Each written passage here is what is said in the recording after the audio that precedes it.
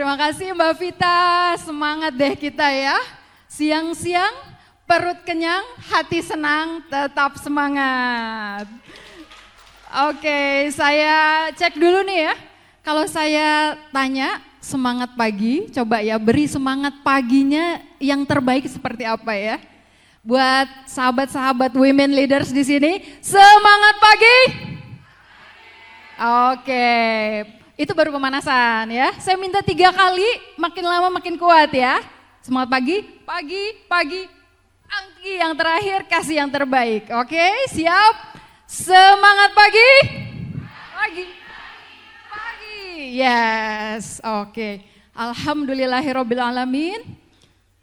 Saya ucapkan salam dulu kepada sahabat-sahabat women leaders maupun male leaders ya. Pak Fritz mau dipanggil apa sama Pak Nanang? Sahabatnya women leaders gitu ya. Oke. Assalamualaikum warahmatullahi wabarakatuh. Oke, baik. Saya senang sekali, bersyukur sekali 2 hari ini ada di acara ini menyaksikan, kalau dari sini ya, saya excited sekali, wajah-wajah yang penuh antusias. Ya, kita berada di frekuensi yang sama, itu ya, dengan concern yang sama. Selama 2 hari ini saya bersyukur dan bahagia sekali ya. Di acara IWLF 2024 ini membicarakan 3 hal yang sangat penting buat saya, very dear to my heart. First, women, leaders, sustainability. Itu ya. Untuk itu saya buatkan pantun khusus untuk sahabat-sahabat women leaders di sini ya. Terinspirasi dari makan siang yang mengenyangkan. Makan rendang, jangan lupa pakai ketupat.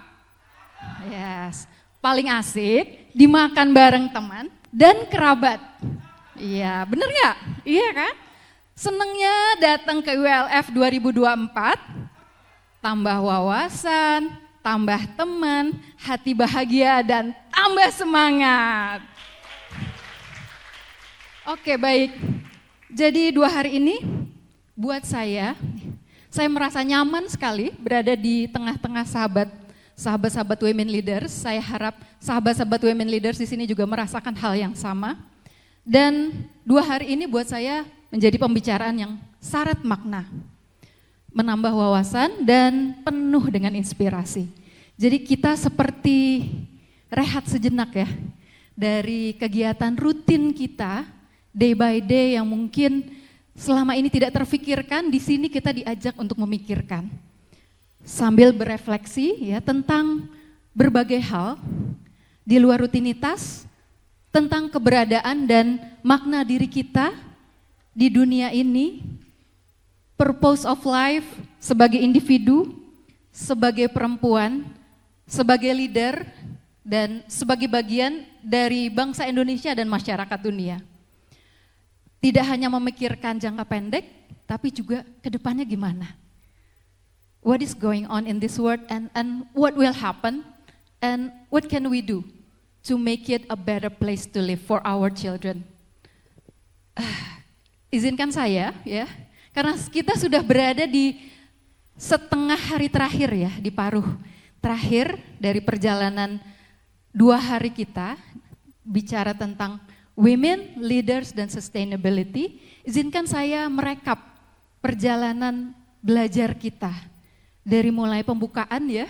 Mungkin saya mau ajak teman-teman, sahabat-sahabat women leaders masih ingat ya. I still get chills until now. Waktu Ibu Dr. Agustin itu membuka, mengingatkan bahwa ini bukan topik yang ece-ece, bukan topik yang just nice to have atau untuk lip service, tapi ini sangat bermakna buat kita. Karena women itu adalah tiangnya ya, tiangnya di keluarga, tiangnya di bangsa, dan yang paling banyak concern tentang permasalahan di dunia. Kemudian ada keynote ya kemarin dari Profesor Haruni, masih ingat teman-teman ya, bicara tentang menjelaskan sustainability, strategi di Indonesia. Kemudian masih ingat setelah itu siangnya kita bicara bagaimana mengelola sustainability supaya benar-benar bisa kejadian gitu ya. Bersama, masih ingat nggak siapa? Ada yang mau jawab? Dari LMUI ya. Masih ada yang ingat? Dr.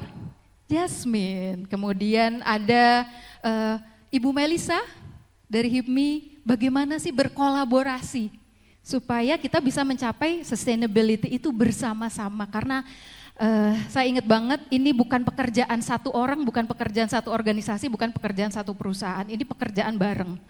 Seperti itu. Kemudian bagaimana Bluebird dan UI Green Matrix ya memanfaatkan teknologi dan digitalisasi untuk berinovasi dan membuat organisasi makin berkembang. Wah, seru banget ya. Hari kedua, kita bicara tentang leading for sustainability. Masih ingat tadi pagi masih ada Ibu Shirley di sini dan Bu Devi ya tadi bicara bagaimana kita bisa memimpin, membuat organisasi kita maju dan berkembang untuk menjadi contoh sustainability. Kemudian agak siang ada Pak Nanang tadi ya dan Mbak Atia yang bercerita bagaimana sustainability itu ya mendorong perusahaan maju dan terus berkembang hingga lintas generasi. Jadi sustainability di sini kita bicara konsep yang sangat besar, konsep yang sangat luas, tidak hanya environmental sustainability, economic sustainability, social sustainability, business sustainability dan sebagainya. Oke, karena itulah kita sekarang akan lanjut terus perjalanan learning kita, teman-teman women leaders. Kita akan bicara what's next. The future-nya gimana nih? Ya, handling future challenges for sustainability. Bagaimana menghadapi, menyiapkan diri kita, lingkungan kita, organisasi kita, perusahaan kita untuk menghadapi tantangan di masa depan. Ya.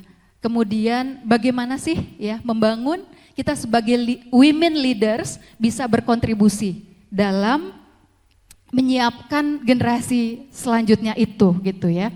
Nah, karena itu para sahabat leader sekalian, kita akan mendengarkan sharing yang luar biasa dari dua narasumber berikut ya.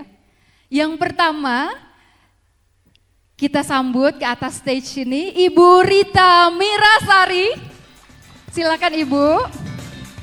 Ibu Rita Mirasari adalah Direktur Kepatuhan dari Bank Danamon Indonesia. Silakan. Silakan Ibu. Ya.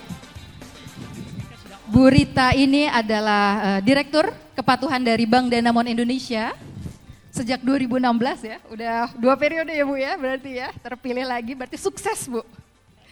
Sebelumnya beliau ini juga sudah panjang sekali perjalanannya dalam memimpin mengarahkan compliance atau kepatuhan di perusahaan. Sebelumnya di HSBC Indonesia, kemudian sebelumnya di Maybank, sebelumnya di ABN AMRO Bank, dan sebelumnya di Standard Chartered Bank sebagai Direktur Compliance. Sudah panjang sekali ya Bu, tadi infonya sudah 31 tahun ya Bu ya, wow. Nanti pasti sudah sangat aware ya bagaimana menganalisa resiko, mengenali resiko dan bagaimana memitigasinya ya Bu ya. Baik, kemudian kita sambut pembicara kita yang kedua, nah ini menarik banget nih ya. Kita sambut ke atas stage Mbak Johana Watimena.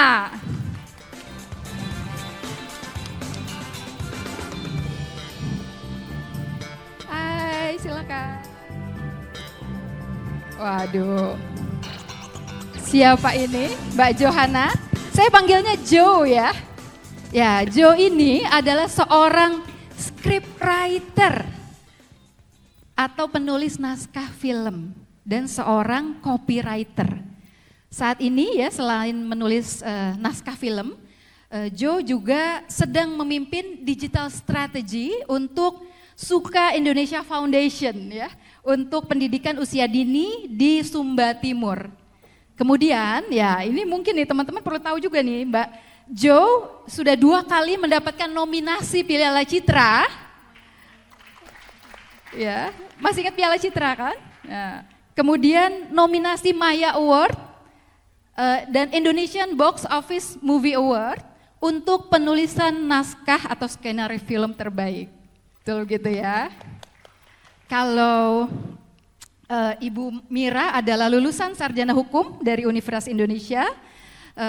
Joe adalah lulusan Bachelor of Fine Arts in Motion Design dari Cornish College of the Arts, Seattle. Cum laude. Yes. Oke ya.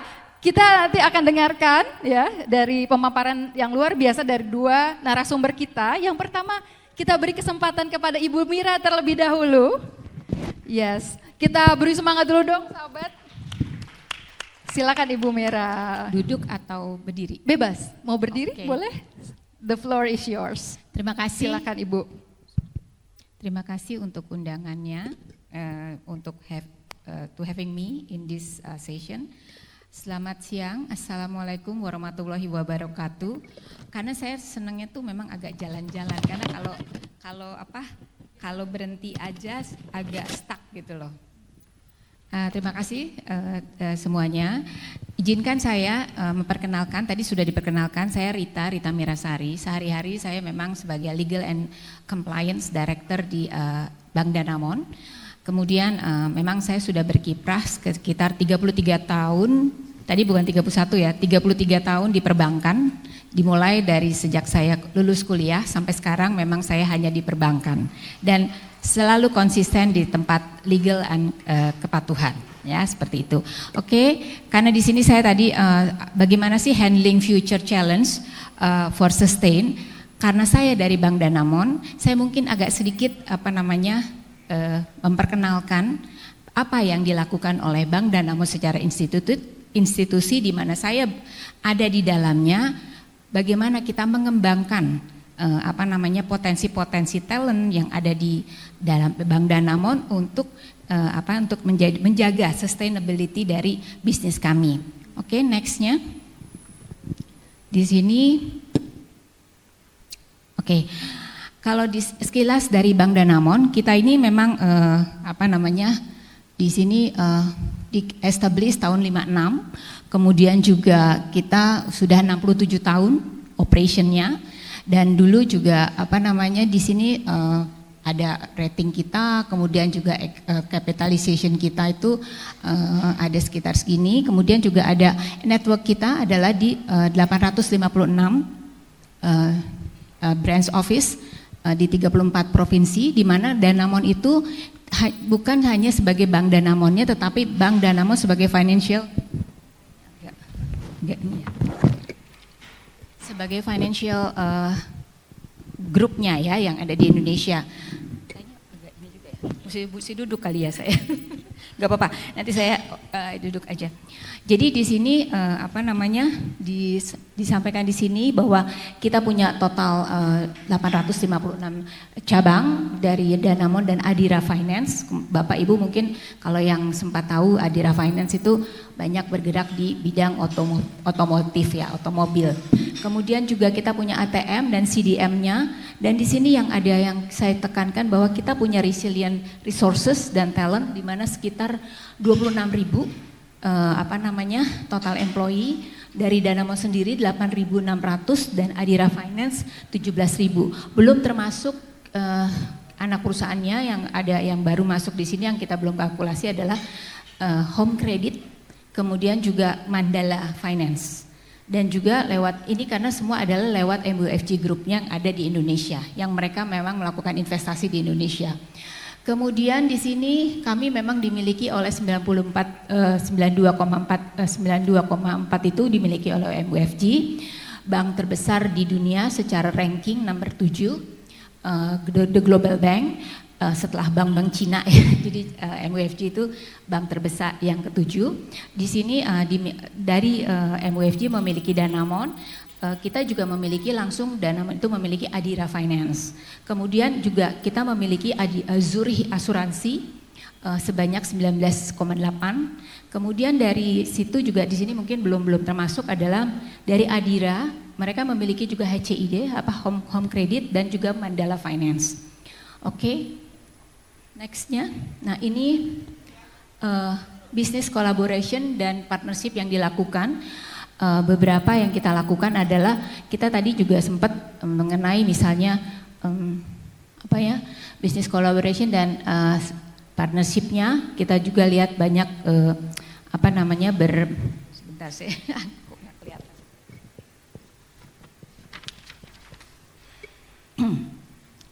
Di sini kita otomotif system. Jadi kalau Bapak Ibu nanti sudah 2 tahun ketiga kami menyelenggarakan IIMS otomotif event. Di situ kami memang salah satu ekosistem yang kami kembangkan adalah melalui ekosistem otomobil. Jadi kayak di otomotif ekosistem. Kemudian juga kami fokus bisnis kami itu di haji sama umroh, di mana kemarin di bulan haji kemarin itu kita juga ada Danamon travel syariah travel. Kemudian kita lakukan dengan customer engagement. Bisnis kami adalah dengan melakukan lewat Danamon Optimal. Kita lakukan ada pameran pernikahan terbesar. Jadi waktu itu banyak sekali animonya dari para dari milenial juga yang datang ke situ untuk ke pameran pernikahan terbesar. Kemudian kita juga punya yang namanya untuk sustain, program sustain itu adalah waste management program, di mana kita menyediakan mesin penghancur sampah organik untuk 3 pasar rakyat di Jogja, dan ini akan terus menerus kita akan kembangkan ke depannya. Kemudian nextnya adalah beberapa award sama recognition yang diterima oleh kami. Kemudian nextnya adalah sebenarnya dukungan bisnis yang pengembangan bisnis itu datangnya dari grup MUFG kami, dari pemegang saham kami. Di mana dengan pengembangan dari MUFG itu kita memiliki strong banking and multi finance group, di mana di situ ada bankingnya lewat Danamon sebagai local company, kemudian juga MUFG Jakarta Brands, mereka juga masih punya brands di sini. Kemudian multi finance-nya lewat Adira Finance, Home Credit sama Mandala, dengan lokal dan digital presence kita, dan juga didukung oleh digital platformnya. Kalau nanti Bapak dan Ibu silahkan nanti melihat, mencoba Danamon D-Bank Pro-nya kita, di mana memang kita fokus untuk mengembangkan bisnis untuk digital, dengan lewat digitalnya itu lewat digital platformnya.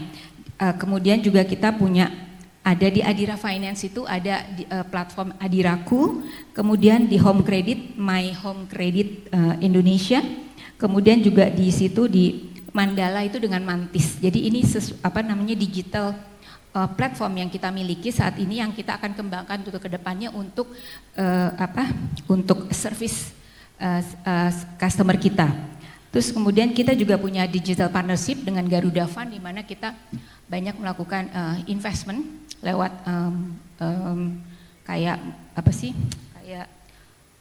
di beberapa startup ya, lewat MUFG grupnya. Dan kita juga punya global connection.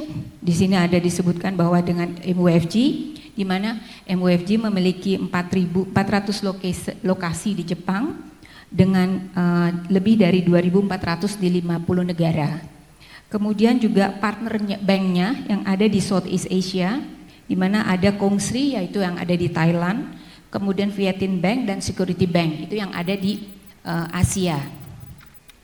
Nah, sebagaimana itu tadi kita bicara mengenai dukungan, seberapa misi kami adalah untuk peduli dan membantu jutaan orang untuk mencapai kesejahteraan.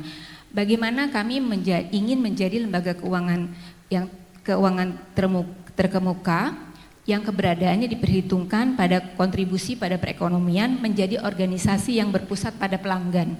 Jadi pelanggan buat kami adalah sentrik, jadi customer experience itu adalah merupakan salah satu DNA-nya kami sekarang ini. Jadi kami betul-betul melihat dari kacamata pelanggan, dari kacamata customer experience-nya, dan juga adalah menciptakan employer of the choice. Jadi bagaimana nanti kami akan, saya mungkin sedikit sharing bagaimana kami membangun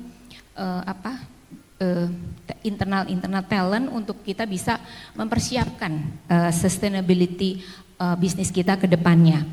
Kemudian kami punya corporate value, yaitu kita sebutnya bisa berkolaborasi. Jadi itu merupakan selalu menjadi istilahnya DNA-nya kami ya, berkolaborasi, berintegritas, karena integritas kan wajib ya, karena kan banking, kemudian sigap melayani, dan adaptif.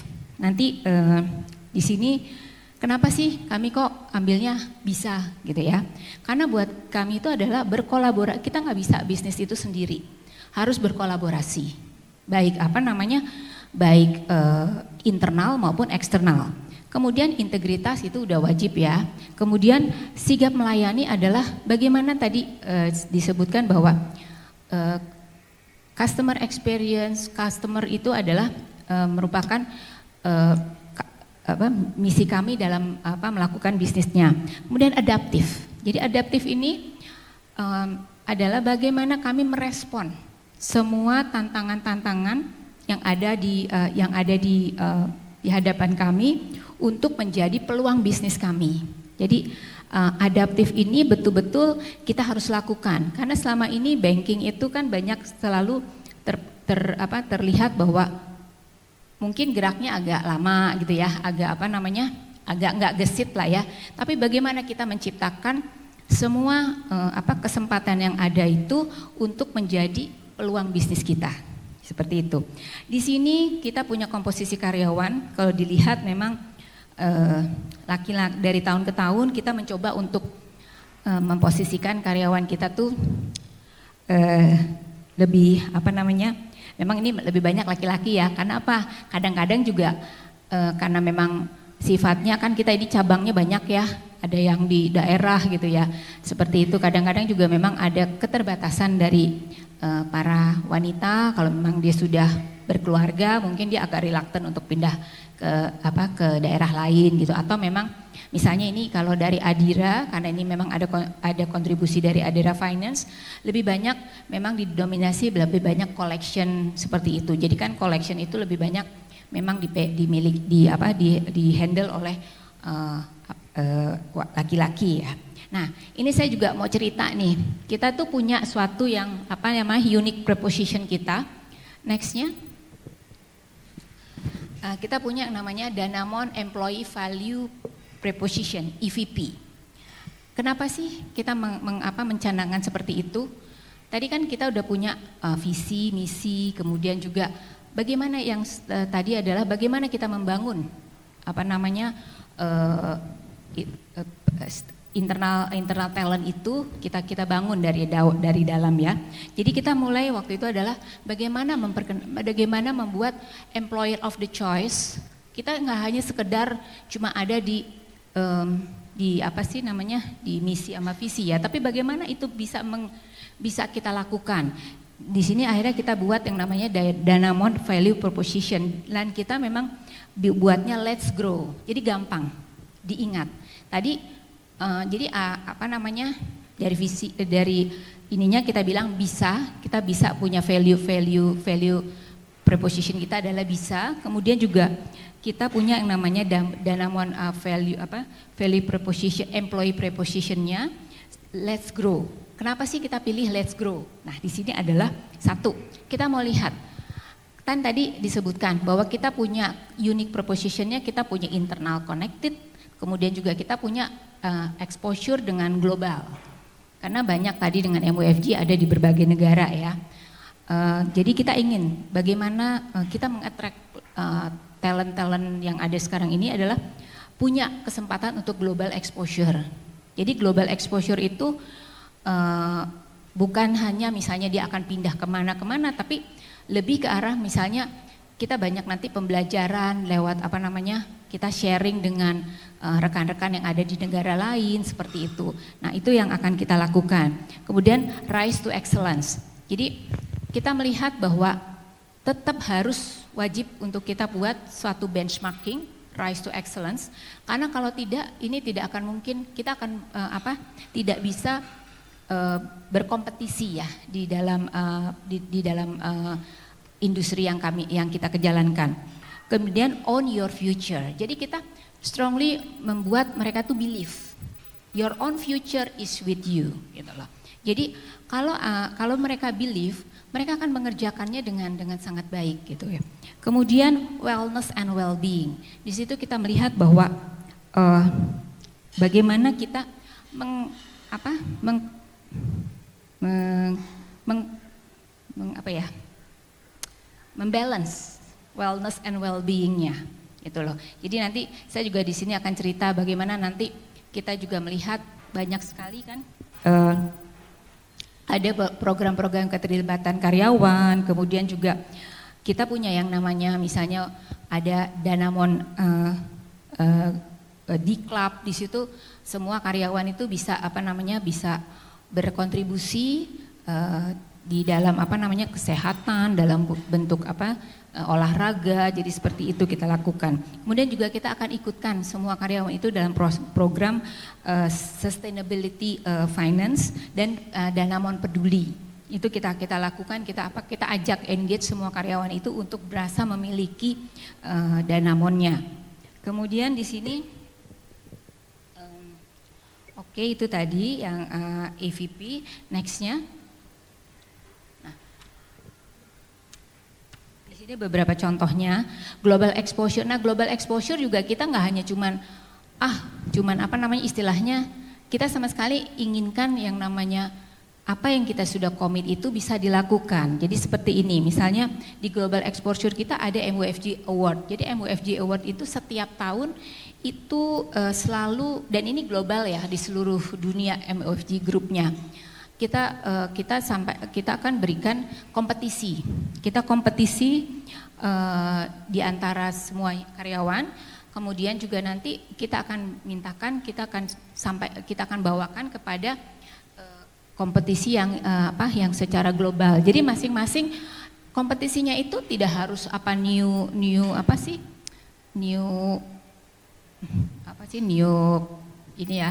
pekerjaan gitu ya, tetapi dari hal-hal yang bisa dilakukan sehari-hari. Karena kita inginkan memang kompetisi nanti dapat award, tapi bukan berarti award ya award, tapi award itu harus bisa diimplementasikan.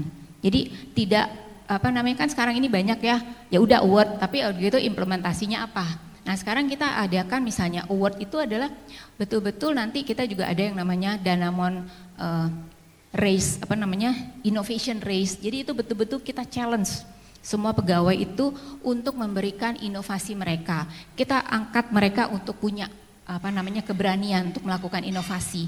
Jadi semua mereka punya new idea, kita akan dengarkan dan bagaimana bisa itu kita langsungkan implementasikan.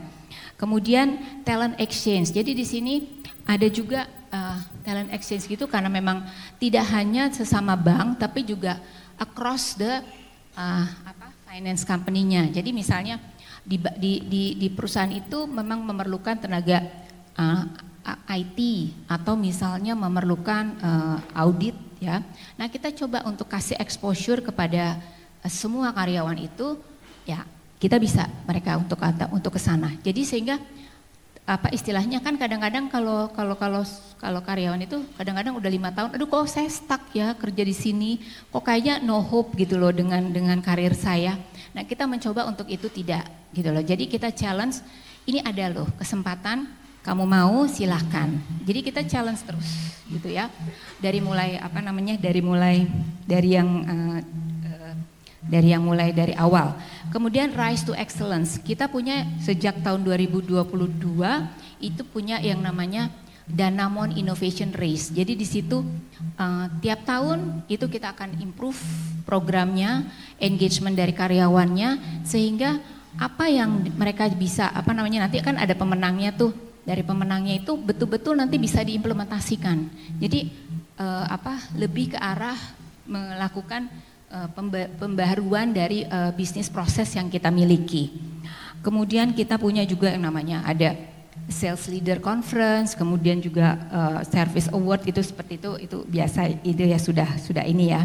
Kemudian satu lagi yang saya coba ini kan, kita memiliki yang namanya metode pembelajaran, karena kita melihat karyawan itu salah satu yang aset terbesar dari kami, sehingga kita bagaimana karyawan itu kita menciptakan sebagai center of learning.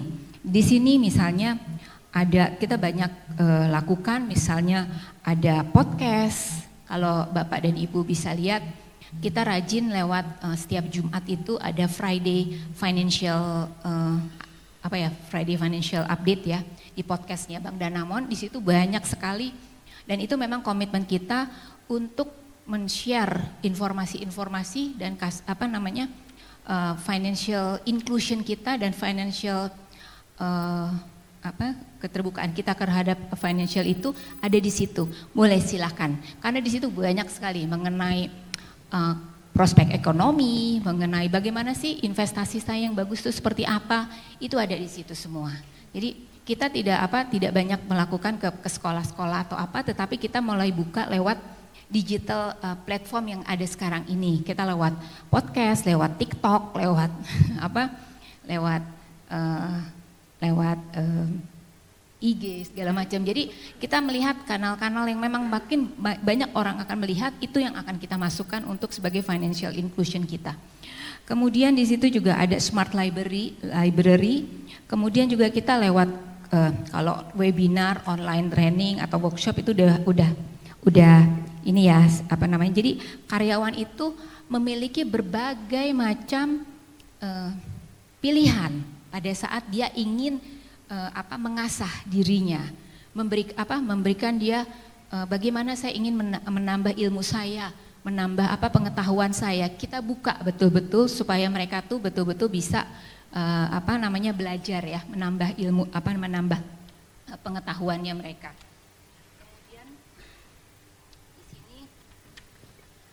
Nah, di sini juga nextnya, ini setiap tahun kami tuh selalu kita punya setiap tahun itu balance scorecard, di mana kami buat setiap tahun itu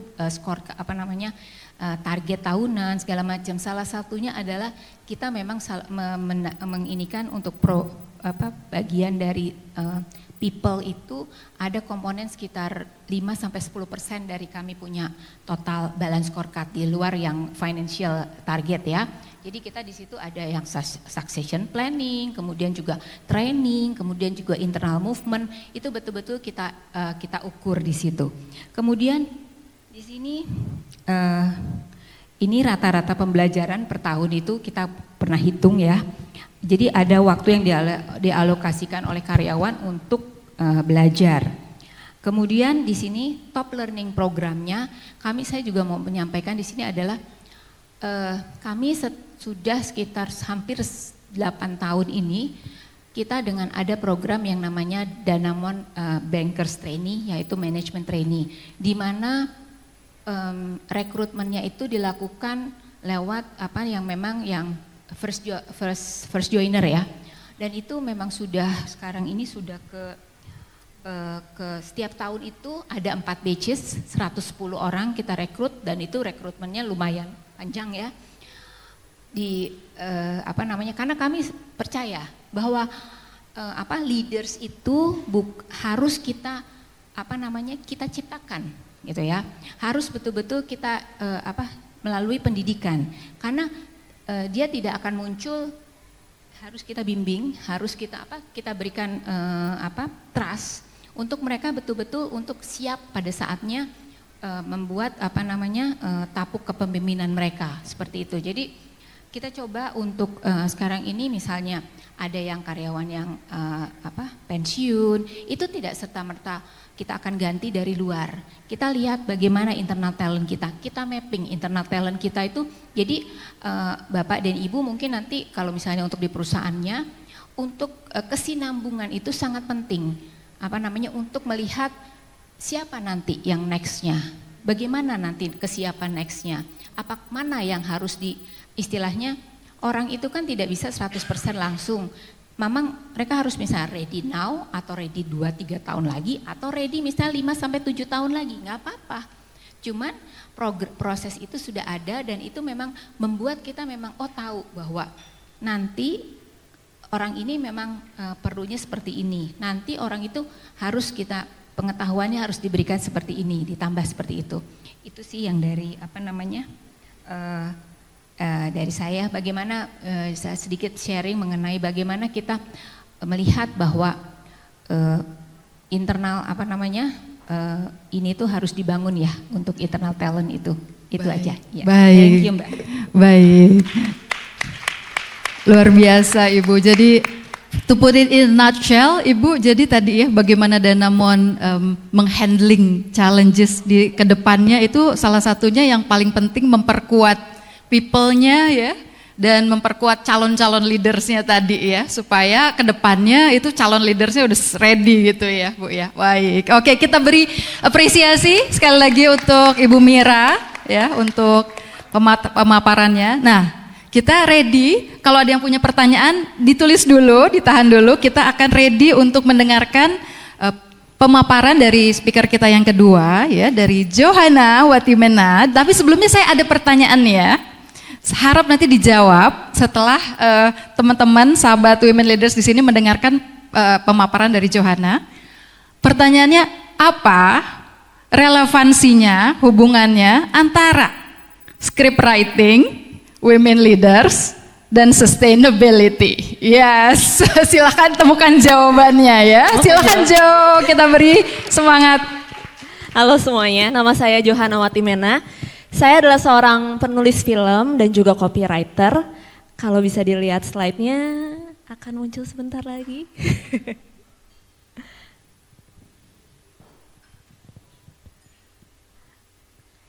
Sebentar lagi, saya nggak ada pantun, jadi mungkin saya cerita sedikit. Oke, hari ini saya akan ngomongin tentang impactful stories. Apa yang bikin cerita kalian punya impact, dan ini bisa nanti kalian aplikasikan dalam berbagai macam hal. Kalau untuk saya dalam bidang film, kalau untuk Anda mungkin untuk program di kantor, atau untuk keluarga, atau untuk personal branding, bisa macam-macam banget. Next-nya. Oke, perkenalkan sedikit, jadi ini adalah beberapa dari film-film yang saya buat. Saya mulai menulis di tahun 2016, sebelumnya saya ada di industri periklanan. Graphic designer, sempat jadi fotografer buat wedding, sempat macam-macam karena yang namanya anak kreatif ya, kita suka menclok-menclok, nyobain macam-macam, dan sampai akhirnya saya ketemu dengan penulisan film dan saya suka banget sama dunia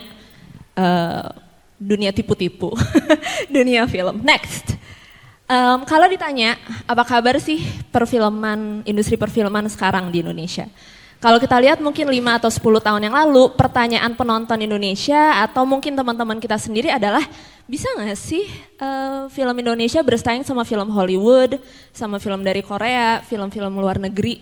Dan kemungkinan orang-orang Indonesia akan bilang ya kayaknya enggak sih. Tapi terus pandemi terjadi dan tahun 2022,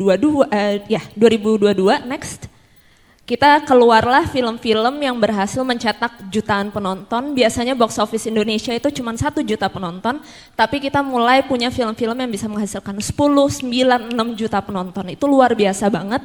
Dan ini menunjukkan bahwa penonton Indonesia semakin tertarik dengan cerita dunianya, cerita budayanya sendiri. Dan juga kalau dilihat tahun 2024, dari tadinya cuma film-film horor aja yang make it to the top of the list, di tahun ini baru beberapa bulan yang lalu keluar film horor komedi. Ini kombinasi 2 genre yang biasa kita nggak lihat. Dan boleh angkat tangan nggak siapa yang udah pernah nonton Agak Lain? Banyak juga ternyata ya. Kita tahu banget ketawanya gimana, sedihnya gimana, takutnya gimana juga. Itu kombinasi yang susah-susah gampang. Dan adalah suguhan yang baru di dunia perfilman Indonesia. Sebelumnya nggak ada tuh horor komedi. Mungkin kalau horor seksi ada kali ya di tahun-tahun 2000-an awal. Tapi sekarang horor komedi. Dan itu sekali lagi menunjukkan kalau penonton Indonesia mulai percaya sama sama genre baru yang ditawarkan oleh industri lokal. Next. Ini secara angka kita bisa lihat di tahun 2023 Indonesia berhasil membawa 55 juta tiket ke bioskop-bioskop.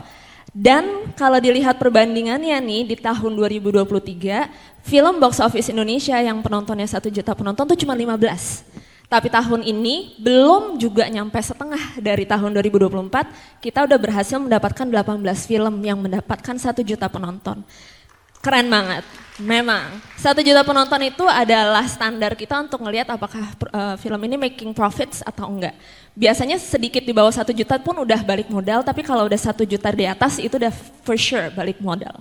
Dan kalau dibandingkan juga market share film Indonesia dibandingkan dengan film luar negeri, setahun ini 48% dari film yang ada di bioskop itu adalah film negeri kita sendiri. So luar biasa banget, perindustrian Indonesia semakin besar. Nah ini adalah angka-angka yang akan dikasih tahuin seorang produser. Tapi saya bukan produser, saya penulis film. Dan buat saya film adalah next. Film kalau direbus, dilihat sampai intisarinya, film itu adalah tentang manusia. Film ada cerita dan cerita adalah manusia. Next. Karakter-karakter seperti ini. Mungkin aku kasih pertanyaan dulu kali ya. Ada yang tahu nggak nama karakter 2 cewek cowok di ujung sana? Budi dan Santo, siapa? Rangga dan Cinta ya. Ini film yang keluar di tahun 2002, tapi kita masih tahu mereka namanya siapa, perjalanan mereka seperti apa, mereka jatuh cinta juga gara-gara apa, mungkin kita bisa ingat. Atau di tahun 2020 ada series Korea Startup, kita juga ingat cerita gimana mereka jatuh cinta, ada 3 orang dalam love triangle. Atau film animasi Up, kita tahu mereka berdua sebenarnya adalah saudara kembar ya kan? Ya saudara kembar bukan bu ibu. Mereka bukan saudara kembar, mereka adalah suami istri. Ini ada yang udah pernah nonton film Up? Oh udah, oke. Berarti tadi cuma bisik-bisik karena ketahuan ya. Dan ini film The Big Four adalah film buatan saya sendiri. Ini film yang bikin kami dapat nominasi untuk FFI Best Screenplay, dan ini cerita simple yang bahagia tentang keluarga jadi-jadian yang mencari pembunuh bapaknya. Sangat simple, sangat sederhana. Next. Jadi sebenarnya kenapa sih kita bisa ingat dan peduli sama cerita-cerita yang kita tonton? Bahkan 20 tahun kemudian kita masih ingat nama karakternya. Itu karena kita peduli. Dan kepedulian terhadap cerita itu tuh dibangun, itu didesain. Enggak semerta-merta karena orangnya ganteng jadi saya peduli, enggak gitu. Tapi karena kita tahu karakternya seperti apa yang bikin mereka tik, apa goalnya mereka sehingga kita mau mengikuti perjalanan karakter-karakter ini. Next. Jadi ini adalah trik kami si 4 ini untuk para penulis film untuk bikin cerita yang dekat sama penontonnya. Dan kalau yang di bawah itu adalah trik untuk copywriter bikin omongan atau kata-kata atau cerita tentang produk atau layanan atau lokasi, mungkin kalau mau jualan hotel atau tempat jalan-jalan gitu. Untuk karakter kita ngelihat dari jenis orang yang lagi kita tulis. Kita mau cari tahu personality-nya kayak gimana sih, apakah mereka manusia yang seutuhnya, ada positif, ada negatifnya. Kita pengen saat penonton ngelihat karakter itu, mereka bisa bilang, ini mirip ya sama gue. Atau ini mirip ya sama teman gue gitu, heboh-hebohnya mirip ya. Momen yang seperti itu adalah momen koneksi yang pengen kita bangun dengan karakter. Lalu untuk si karakter kita harus kasih mereka personal goal. Bukan cuman goal aja suatu hari nanti saya akan jadi presiden. Tapi harus jadi personal. Apa yang membuat goal jadi presiden ini personal untuk orang tersebut. Ini kalau hadirin sekalian tadi ngedengerin presentasi dari Bucut Devi, dia basically ngomongin find your why. That why is what makes a story personal. Misalnya kalau pernah nonton film Finding Nemo, kita tahu kan kalau papahnya ini sayang banget nih sama anaknya. Dan anaknya ini anak satu-satunya yang hilang, dia nggak tahu kemana. That goal becomes very personal karena kalau anaknya hilang, gue udah bukan jadi bapak lagi. Gue jadi ikan yang muter-muter aja di lautan yang besar ini. Tapi apa yang membuat hidup gue berarti adalah gue punya anak. Dan anak itu sayang gue sayang anak itu. Makanya gue harus mencari si anak. Mau sampai kegigit sama hiu pun aku akan cari anak saya sampai ketemu gitu kan. That's a personal goal. Dan berikutnya seorang karakter di film juga harus punya personal strong stake. Kalau anaknya nggak ketemu, apa yang akan terjadi sama saya? Untuk papanya Nemo dia bilang ya, aku udah nggak bisa jadi papa lagi. Dan kalau aku bukan papa terus aku siapa? Itu adalah stake-nya dia.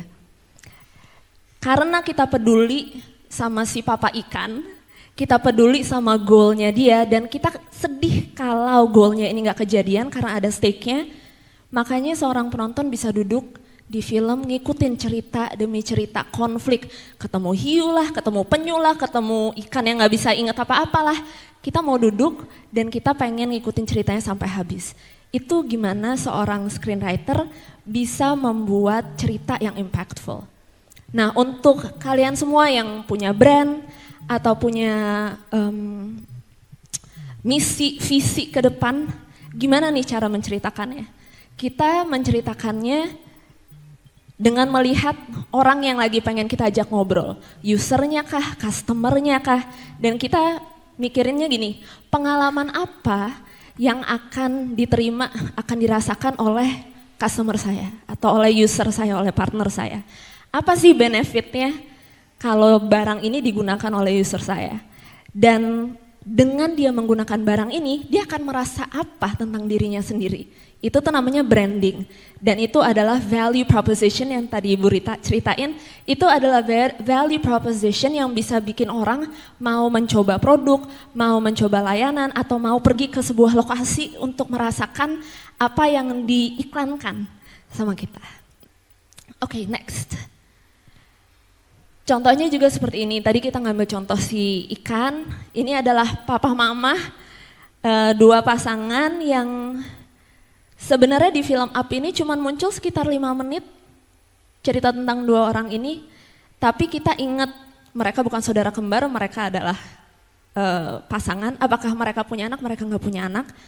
Tapi kenapa, apa yang bikin kita bisa ingat sama pasangan yang cuma keluar selama 5 menit di film?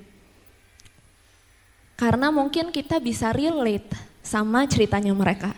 Kita tahu rasanya jatuh cinta sama seseorang dan membangun kehidupan bersama-sama.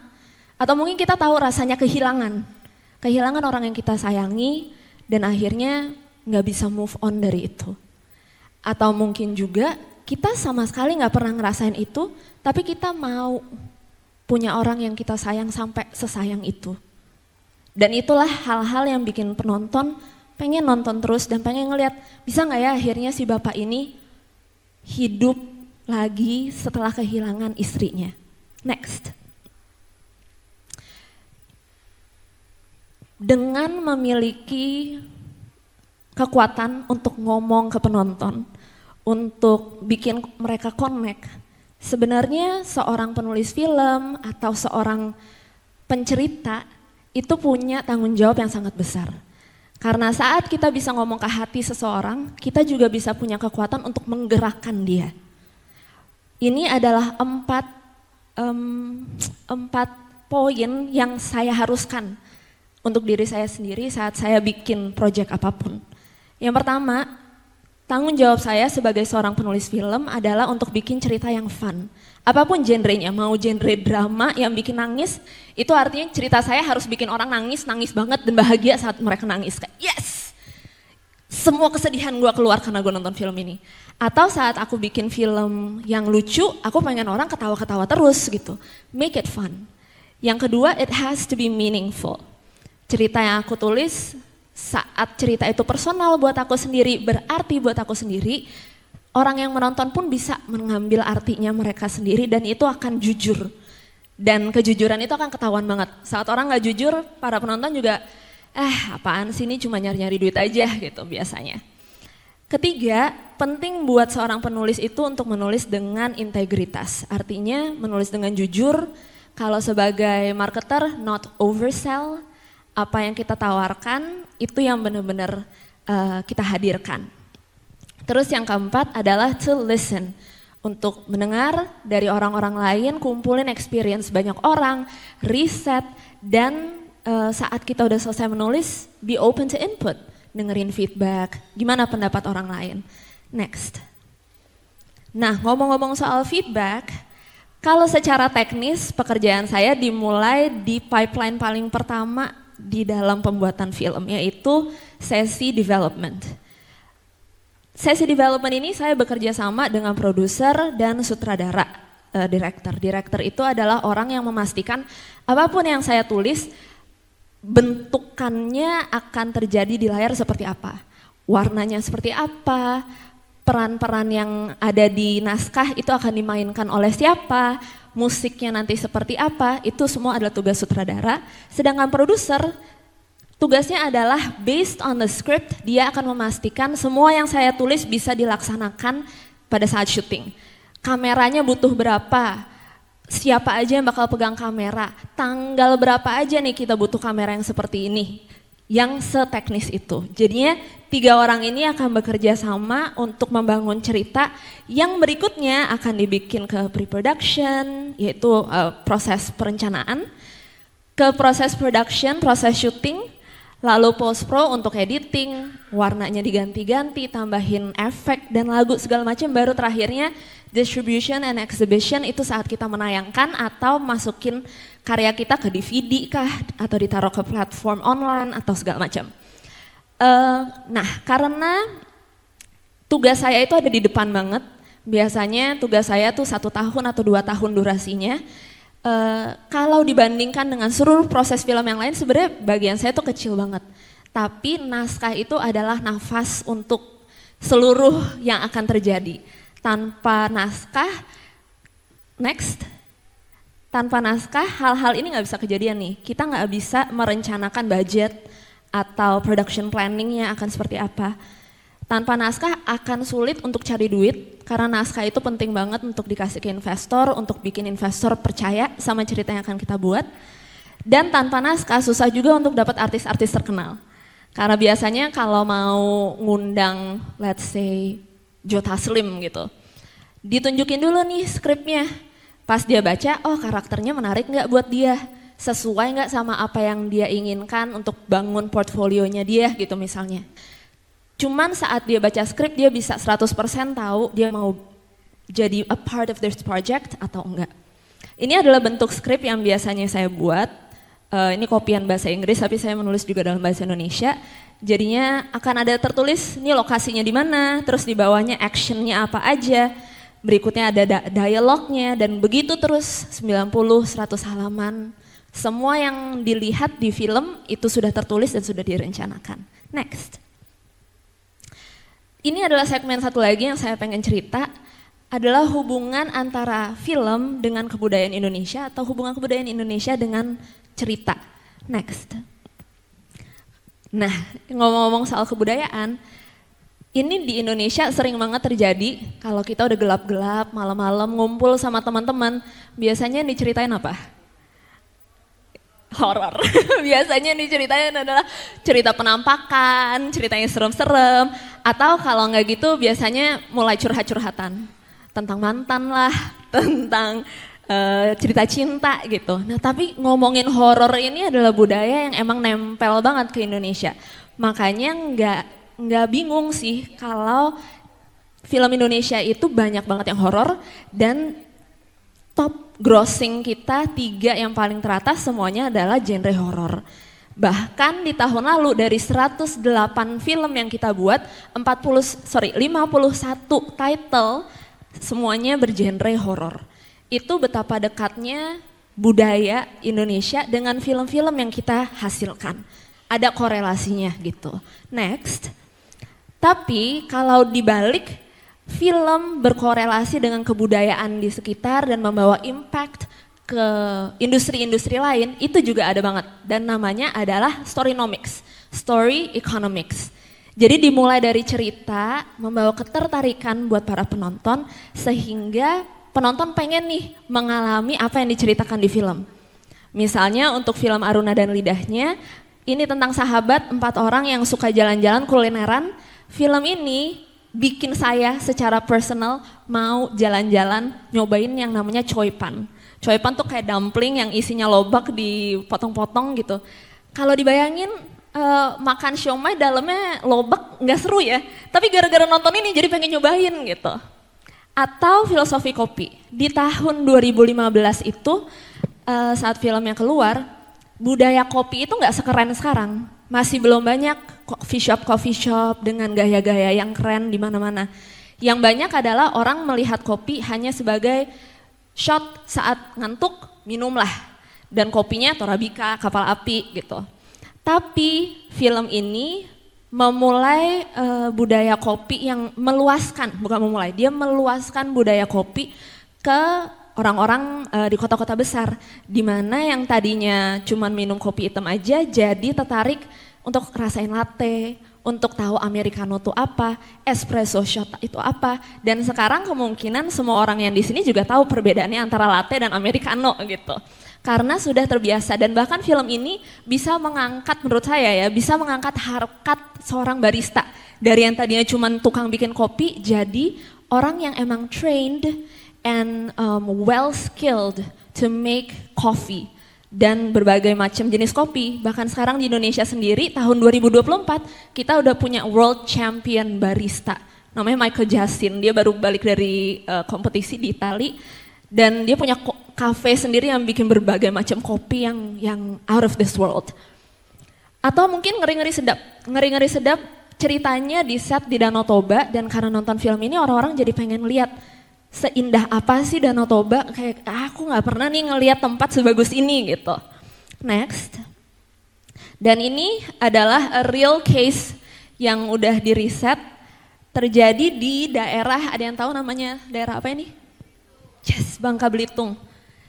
Cuman lihat dari ini ya, dari batu-batu besar ini kita langsung tahu ini lokasinya di Bangka Belitung, dan ada buku atau film yang di set di sini. Yes, Laskar Pelangi, hebat banget. Jadi dari tahun 2005 bukunya dibikin Laskar Pelangi oleh Andrea Hirata, lalu 2007 dibikin filmnya oleh Maria Lesmana sebagai produser, Riri Riza sebagai director. Dan dihitunglah jumlah tourism naiknya seberapa banyak nih di tahun 2007 sampai 2009. Jadi artinya sedikit sebelum filmnya keluar dan setelah. Dan ini ditemukan bahwa di dalam kurun waktu 2 tahun itu ada 20% kenaikan orang-orang yang tinggal di hotel di daerah Bangka Belitung. Dan secara overall tourism ke Bangka Belitung naik 1.800% karena Laskar Pelangi, itu luar biasa banget. Oke, so sorry, waktunya sudah habis. Mungkin bisa lanjut ya? Aku tutup sekali ya. Oke, silakan. Oke, next, ini yang terakhir. Makanya itu karena kita tahu impact dari cerita itu begitu besar, sekarang pertanyaannya adalah what do you care about the most? Apa sih yang paling kalian peduliin, yang pengen kalian ceritakan? Karena sekali lagi saat cerita yang kalian katakan itu jujur, personal, meaningful, and you can make it fun, anyone will go into your camp and they want to listen to you. So have fun, write your own story, please next. And yeah, thank you for listening. Oke, thank you Joe. Menarik banget ya, sahabat Women Leaders ya. 2 pemaparan dari 2 perempuan hebat di bidangnya masing-masing ya. Interesting banget ya, ini gabungannya ya. Diversity-nya juga ada di Women Leaders Forum kita ini. Oke, sebelum kita buka termin tanya jawab dengan teman-teman di sini, saya mau kembalikan lagi nih, mau nagih ya. Tadi kan saya udah punya pertanyaan pengantar nih sebelum Joe ya. Saya mau sharing dari teman-teman, apakah sudah menemukan jawabannya ya. Jadi apa hubungan antara script writing, women leaders sama sustainability? Ada yang mau jelaskan? Yes, mana dulu? Satu dulu, yang di sebelah sana paling belakang. Iya. Iya, betul. Tadi dari saya ini soalnya yang kelihatan yang duluan itu. Gimana nih kira-kira? Oh, oke, silakan. Terima kasih untuk kesempatannya. Kalau tadi aku nemuin insight gitu ya dari pertanyaan itu dan ceritanya Kak Jo. Thank you for sharing, dan aku nemuin bahwa jalan cerita dalam naskah atau film itu yang membuat orang yang menonton atau orang yang melihat itu mau coba, mau datang, kemudian sehingga tempat atau cerita itu terus mengalami sustainability. Jadi akan terus ada kehidupan, ada kunjungan, sehingga itu yang dihasilkan dengan sustainability. Kira-kira gitu. Oke. Kaitannya sama women leaders, ada yang mau nambahkan? Ya, Ibu, tadi yang di depannya ya. Oke. Boleh panitia ya siap-siap giveaway-nya. Langsung cash and carry. Salah ya, hand carry. Langsung. Kali ini. Apa ya, korelasinya antara writer script, woman leader sama sustainability ya. Jadi sangat terkait sekali sih ya kalau menurut saya ya. Jadi tadi kalau Mbak Jo ya udah jelaskan bahwa perfilman Indonesia itu berkembang ketika kondisi yang terjepit. Ya, jadi kadang-kadang kita bisa kreativitas itu bisa keluar kalau memang kondisinya lagi kejepit, ya kan? Jadi makanya tadi writer script itu bisa terpacu untuk menciptakan skrip-skrip yang inovatif ya pada saat justru kondisi itu lagi terjepit dan itu membuat writer scriptnya itu bisa survive. Sehingga tadi kalau lihat dari story-nya Mbak Jo itu bisa malah meningkatkan perfilman Indonesia dan kemudian menunjang perekonomian Indonesia juga. Nah itulah, nah korelasinya dengan woman leader itu adalah ketika wanita memimpin sesuatu, itu pikiran wanita itu adalah thinking about comprehensive thing, ya kan? Jadi detail-detail apapun, kecilnya apapun itu dia pikirin semua. Jadi semuanya terkoordinasi dengan baik sehingga terciptalah film yang tadi yang bisa ditonton oleh jutaan orang di Indonesia, malah di go internasional mungkin. Ya, sehingga sustainability itu bisa tercipta dengan baik. Ya, itu menurut saya ya. Oke, dengan Ibu siapa? Vina, Bu Vina, tadi yang sebelumnya? Tadi yang sebelumnya, boleh namanya tadi siapa? Mbak di belakang. Ibu Vina dan Rena. Mbak Rena, ya terima kasih untuk sharingnya ya. Oke, kita pindah dulu sebelum menerima pertanyaan dari teman-teman. Bu Mira tadi sudah cerita ya, sharing tentang Bank Danamon nih. Gimana Bank Danamon itu handling challenges in the future, menyiapkan leader-leadernya. Nah, kalau untuk Ibu sendiri as a leader, as a woman leader, apa Bu challenges yang menurut Ibu terbesar dan how have you been handling it? Silakan. Terima kasih Mbak. Kalau tadi kan saya sudah cerita dari segi banknya ya, tapi dari segi leadershipnya adalah sebenarnya saya ini kan bergerak di bidang legal sama compliance, which is istilahnya banyak orang dulu mempersepsikan adalah sebagai istilahnya kayak policy ya, policy maker segala macam. Tetapi buat saya ada challenge-nya, bagaimana sih saya itu bisa merubah sesuatu yang tidak hanya pokoknya kalau mengenai ketentuannya begini, tetapi saya coba membuatnya itu adalah bagaimana mempresentasikannya secara baik dan itu bisa diterima semua orang. Jadi tidak hanya bilang kan orang ini sudah pokoknya begini, nggak mau ikut, nggak. Kan kalau udah ini udah dead, udah nggak ada jalan keluar. Tetapi bagaimana saya saya mencoba mengajak semua yang ada di dalam dalam organisasi, yuk berpikir secara positif, yuk berbicara itu secara tidak negatif gitu loh. Jadi dengan demikian, dengan kita melihat itu semua itu challenge yang ada, kompetisi yang ada itu kita jadikan sebagai peluang. Karena dengan dan juga kita berusaha untuk ayo jangan takut untuk keluarkan your inisiatif, karena walau bagaimanapun kita boleh produk sama, tetapi pengemasannya nih ibu-ibu, bapak-bapak ini kan semua kan dari berbagai industri ya, kita boleh sama, kita boleh servis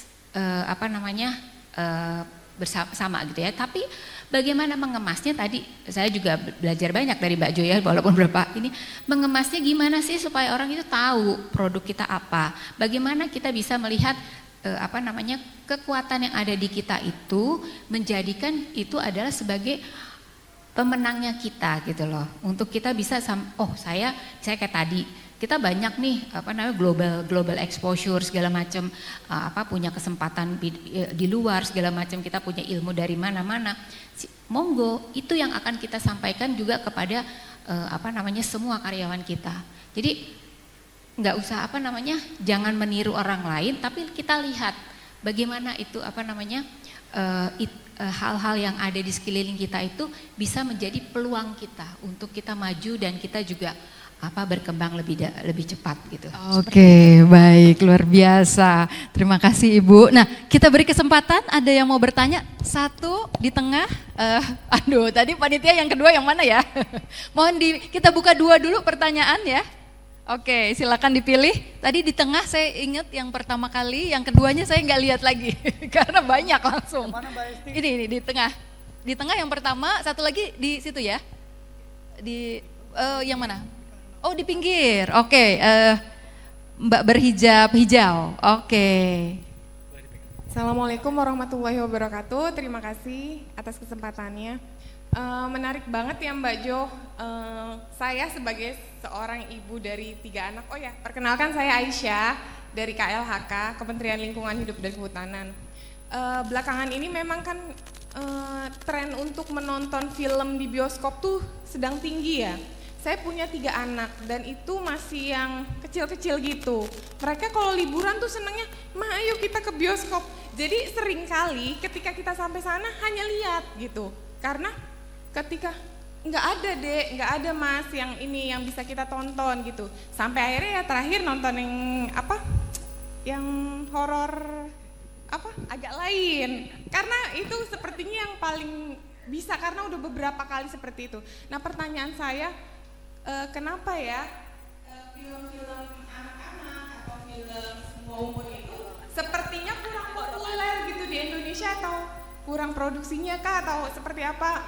Mohon dijelaskan karena ini benar-benar kesulitan saya gitu dan terkait sama yang leadersnya biasanya kalau anak-anak udah ngerengek kayak gitu papanya akan bilang gini, tanya mama. Jadi loh kok tiba-tiba harus ke saya yang harus ngasih keputusan ya. Terima kasih. Kita tampung dulu pertanyaan pertama, yang kedua Mbak Khadijah ya. Iya, terima kasih atas kesempatannya Mbak. Perkenalkan sekali lagi nama saya Khadijah dari LPTUI. Saya mau bertanya juga sebelumnya terima kasih buat Bu Rita dan Kak Joanna, menarik banget ya pemaparannya dan sangat inspiring. Tapi ada satu hal yang menggelitik buat aku mau bertanya ke Kak Joanna gitu ya terkait film. Ada nggak sih Kak yang Kakak rasakan dengan keterlibatan lebih banyak perempuan di industri film, especially sebagai scriptwriters? Yang aku percaya itu adalah mastermind dari film tersebut. Rasanya keterlibatan perempuan itu seberapa signifikan dalam meraise isu-isu tentang perempuan.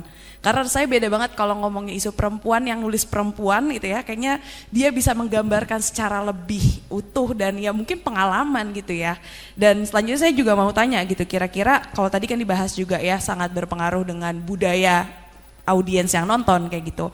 Sebagaimana yang kita tahu mungkin budaya patriarki masih ada dan apakah challenge apa yang kakak temukan ketika kakak misal di dunia perfilman nih mau ngangkat isu dan kita tuh istilahnya mengcounter dari apa yang mungkin orang selama ini percaya tentang perempuan. Jadi kita mungkin ngangkat, oh perempuan juga bisa kok berdaya menentukan pilihannya sendiri dan juga memimpin bahkan laki-laki kayak gitu. Jadi kira-kira challenge apa tuh Kak membawa isu itu ke masyarakat Indonesia? Sekian pertanyaan dari aku, terima kasih.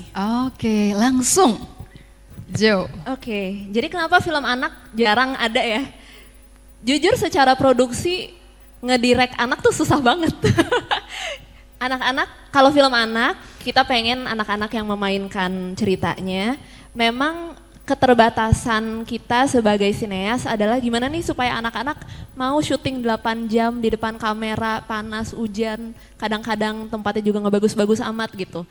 Secara talent banyak banget anak-anak yang bertalenta yang bisa kita pakai, tapi memang untuk produksinya berat. Makanya film yang dimainkan oleh anak-anak itu jarang ada di Indonesia. Percayalah saya udah pernah nawarin terus mereka semua kayak, "Jo ntar dulu deh gue capek banget kalau gue bikin film anak-anak gitu, capek ngurusnya gitu katanya." Tapi thank you banget, memang itu juga yang aku rasakan, kita butuh banget lebih banyak film yang bisa ditonton sama anak-anak. Film-film yang fun, mungkin animasi atau apa. Jadinya siapa tahu ada Bapak Ibu di sini yang tertarik mau bikin, ngobrol sama saya ya. Terus tadi pertanyaan kedua, keterlibatan perempuan di pembuatan film. Kalau di Indonesia sendiri, sineas perempuan itu banyak banget. Sutradara perempuan Indonesia bahkan hampir sama dengan jumlahnya dengan laki-laki, bahkan yang terkenal tuh banyak banget yang perempuan. Yang bisa membawa film-film mereka ke luar negeri itu banyak banget yang perempuan. Jadi secara cerita cerita film Indonesia banyak yang mengangkat isu perempuan ya karena kita sedang menceritakan cerita kita sendiri gitu. Saya juga ada banyak pengalaman di mana penulis, jadi naskah udah jadi, syuting udah jadi, lagi editing, tapi mereka ngerasa kok ini karakter perempuannya nggak real ya. Sampai mereka telepon, Jo kita udah di tengah-tengah produksi nih, tapi kayak kok karakter ceweknya nggak pas ya, lu bisa bantuin nggak tulis dikit, kita bikin ubah-ubah sedikit supaya filmnya tuh tetap terasa relatable buat perempuan. Dan memang itu nunjukin kalau ada gap antara penulis laki-laki membicarakan tentang perempuan dengan penulis perempuan membicarakan tentang perempuan. Emosinya tuh lebih connect kalau emang sama gitu yang nulis. Tapi ini juga nunjukin kalau penulis perempuan walaupun nggak di project tentang perempuan, kita mungkin punya gap yang sama gitu ke para laki-laki. Jadinya butuh banget untuk saling bicara, untuk saling tukar pikiran, untuk memperkaya experience masing-masing sehingga kita bisa saling menulis dengan baik gitu. Oh, keren banget jawaban dari Jo ya. Saya buka untuk satu penanya lagi. Oke, langsung ada yang respon di belakang, Ibu, paling belakang. Ya, silakan. Ibu dengan hijab hijau. Assalamualaikum warahmatullahi wabarakatuh. Waalaikumsalam. Pembelajaran hari ini sangat-sangat syarat dengan pengetahuan yang kebetulan kita juga sudah menjadi praktisi di lapangan. Cuman beda posisi, saya dan teman-teman saya juga adalah seorang aktivis perempuan yang peduli pada ekonomi perempuan dan yang menginginkan perempuan itu naik kelas, dan itu kita mengadakan pendampingan dan bermitra dengan pemerintah, bank dan swasta dan pihak swasta. Jadi paling tidak nanti ada tindak lanjut untuk kami dalam organisasi, nanti mungkin kita bisa berhubungan dengan Ibu Mira ataupun dengan Mbak Jo, Kak ya. Johana Watimena. Johana. Ini satu ada yang menggelitik bagi saya yang menyangkut isu perempuan dalam perfilman ya, perempuan, anak. Image yang ditampilkan dalam setiap film, contoh Ipin Upin, itu yang penulisnya ya, itu adalah warga negara Indonesia, anak dari artis terkenal. Filmnya sangat menarik, lucu, tapi banyak kegiatan dilakukan oleh Ipin Upin ini tidak mendidik. Dan itu terdampak pada rumah tangga masing-masing. Yang saya mengintip pendengaran, perbincangan ibu-ibu, gaya Ipin Upin itu ditiru mentah-mentah oleh anaknya. Contoh cara membangunkan orang tua yang lagi tidur, dia loncat-loncat di tepi bantal papahnya atau mamahnya, atau hal-hal lain lagi yang dilakukan oleh Ipin Upin. Itu sangat buruk untuk dunia pendidikan. Dan satu lagi saya pernah menonton, dan ini menjadi PR saya udah sangat lama sekali yang nggak mungkin bisa saya ungkapkan karena mau ngangkat satu wilayah tertentu, kalau nggak salah dari Ambon, budaya Ambon tentang perempuan Ambon. Itu kalau nggak salah judulnya saya masih ingat, Salawaku. Mungkin Mbak Jo kalau dari daerah sana pasti hafal. Itu miris ya, kalau untuk potensi alam yang dibangun untuk pariwisata, itu sampai menghantarkan saya pengen tahu kota Ambon, saya jalan ke sana dan memang sangat indah sekali. Laut dan juga pasir putihnya, laut ungu, macam-macam jenis laut yang saya datang ke sana, yang saya memang ikut berperahu di sana.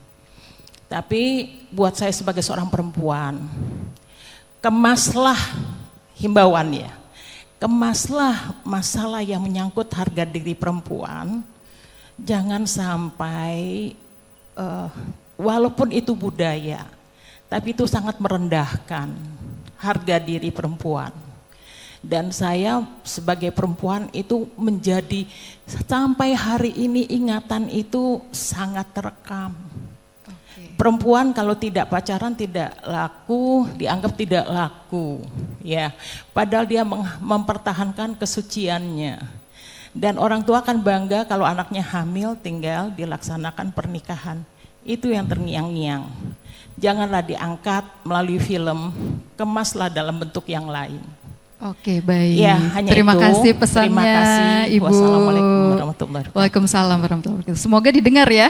Kita ada perwakilan insan perfilman ya. Kalau dulu disebutnya ya. Masih ingat nggak ya zaman dulu ya?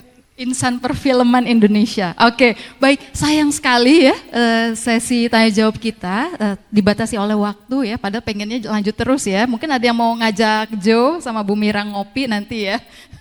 Oke, baik.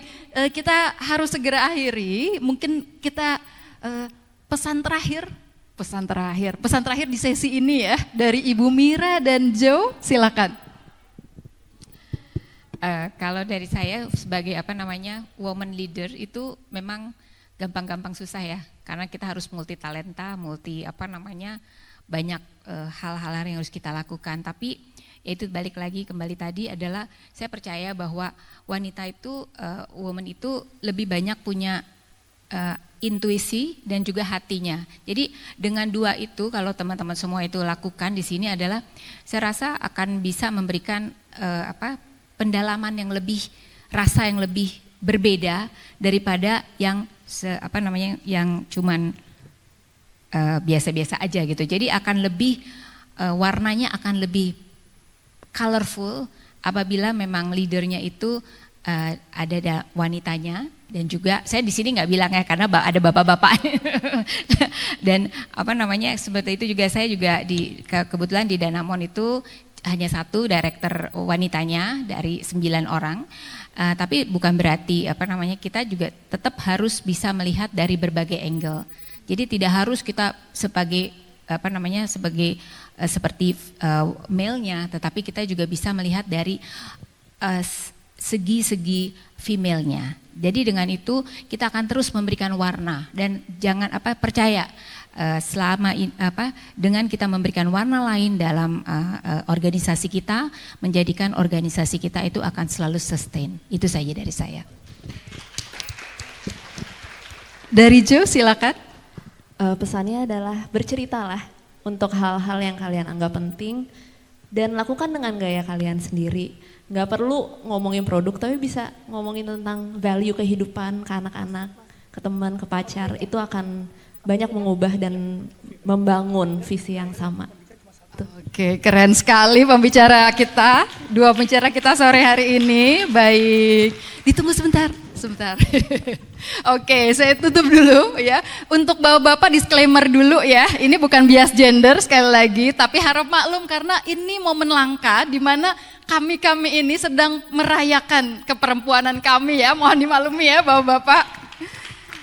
Oke, 1 menit terakhir saya akan menambahkan wonderful insights yang saya dapat dari sesi ini. Ini buat saya personal banget juga karena tadi ya dari dua pembicara kita ini, dari Ibu Mira misalnya, direktur kepatuhan di bank, kebayang gak sih? Itu kalau kita sekilas itu kayaknya pekerjaan yang very strict ya Bu, straightforward, rigid, harus begini, harus patuh pada aturan. Tapi bagaimana ini sesi-sesi yang membuka mata kita, keunikannya women leaders itu bisa memberikan added value banget untuk organisasi atau tempat di mana kita berada ya. Tadi walaupun kita harus mengajak orang lain untuk patuh pada aturan, pada compliance tadi, tapi bagaimana mengajaknya dengan tadi ya, dengan lembut, dengan empatik, dengan apa lagi ya Bu tadi ya, dengan segala macam ya, female weapons-nya dikeluarin nih sama Bu Mira gitu ya.